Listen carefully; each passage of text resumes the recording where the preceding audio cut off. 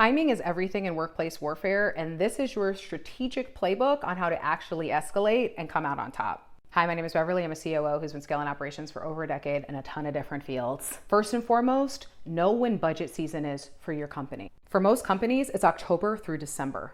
The reason this is important is because when you have brought your well-polished, well-documented issues to your leadership during this time frame, demonstrating that you have tried to resolve this on your own with all the tools I've listed in this series, they are thinking, crap, lawyer costs, liability, risk mitigation, that all costs money.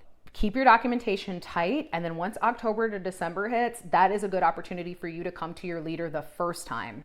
Obviously, if it's super egregious, practice safety first, always. But if you can hold off, have a ton of documentation. It just makes your case that much stronger, and it shows that you weren't creating a bigger issue until you were ready to be able to justify and back up your concerns with documentation that shows that you are truly trying to be the professional in the room. Next time frame is during performance review.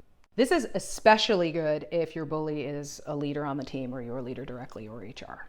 A lot of times leaders will try to bully you with BS stuff in your performance review to tell you that you haven't been meeting expectations to justify the percentage decrease of your raise if you get one at all. You meeting with them at this time, you are putting them on notice that you have been compiling documentation and that you want it to be very clear that this has nothing to do with my performance. We're already in the mindset during that time of evaluating personnel because it's review season.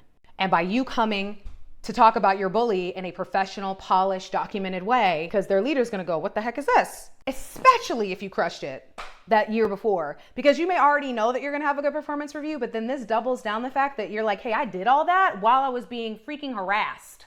It's gonna make you look like a hero in this story because you didn't create a scene, you didn't cause a problem, you waited until the time was appropriate, and then you handled it professional. The third way is the 48-hour rule. If something super egregious happens, you don't want to react immediately because it'll come across as emotional. And you don't want to wait too long because then folks will be, well, if it was super egregious, why did you wait?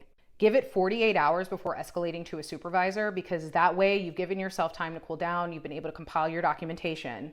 Now there's enough recency so everyone can do their investigation with fresh minds. And you can get that justice.